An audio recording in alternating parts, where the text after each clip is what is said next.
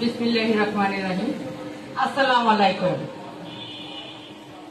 মঞ্চে উপস্থিত সম্মানী নেতৃবৃন্দ এবং আমার সামনে উপস্থিত আমার ভাইয়েরা, 90% ভাইদের আমি চিনি, যাদের সাথে আমার রাজপথে দেখা হয়েছে।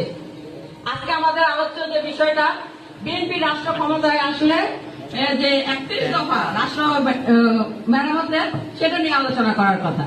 বাট আমাদের অনেক বক্তাদের কিছু কথা শুনে, যেহেতু আমি ছাত্র দলের নেত্রী, আমি কিছু উত্তর না দিয়ে পারলাম না।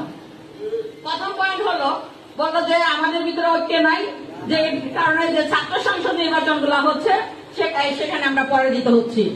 স্বাধীনতা বিরোধী শক্তি 36 বছর যাবত চেষ্টা করে যাচ্ছে ডাকসুকে দাঁড়ানোর জন্য। আপনারা কি সেদিন চোখে দেখেন নাই যেদিন ডাকসু নির্বাচন হয়েছিল?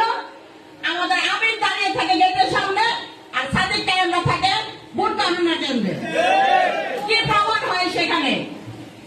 একজন শিক্ষিকা ছাত্র দলকে ধমক দিয়ে বের করে দেয়, আর সাদিক কায়েমদের পুলিশ দেয়। আপনারা জানেন না সাদিক কায়েমরা ছাত্রলীগ করতো? আমাদের উপরে হামলা করেছে, আমি নিজে আহত হয়েছি সে হামলায়।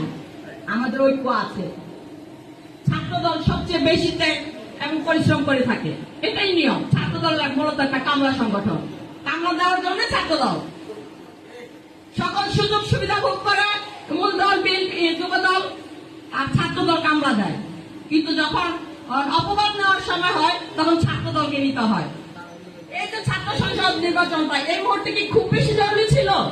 আমরা কি এটার জন্য প্রিপেয়ার ছিলাম?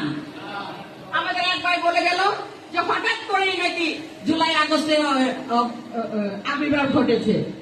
16 বছর যাবত রাজপথে পরিশ্রম করে যাচ্ছি, হামলা মামলা গ্রেফতার নির্যাতন শুধু আমি একা না, আমার পরিবার এবং আমার সামনে উপস্থিত যে ভাইয়েরা আছে প্রত্যেকের নামে একাধিক মামলা ছিল, নামে শতাধিক মামলা ছিল। কি অপরাধ করেছিলাম আমরা? খুন করেছিলাম, হত্যা করেছিলাম, আমরা রাজনীতি করতে চেয়েছিলাম, শহীদ প্রেসিডেন্ট জিয়া রহমানের আদর্শে গণতন্ত্রকে প্রতিষ্ঠিত করতে চেয়েছিলাম। আমি এদেশে একজন স্বাধীন নাগরিক, আমি আমার মতাদর্শ প্রকাশ করতেই পারি। আমি স্বেচ্ছায় আমি রাজনীতি করবো, আমার যে দল পছন্দ হবে আমি সেই দল রাজনীতি করবো। শুধুমাত্র ভিন্ন মতের রাজনীতি করার কারণে আমাদেরকে যে স্পষ্ট করতে হয়েছে বিগত 16 বছর স্বৈরাচারের কাছে, সেটা কিন্তু আমরা ভুলি নাই, ভুলবো না।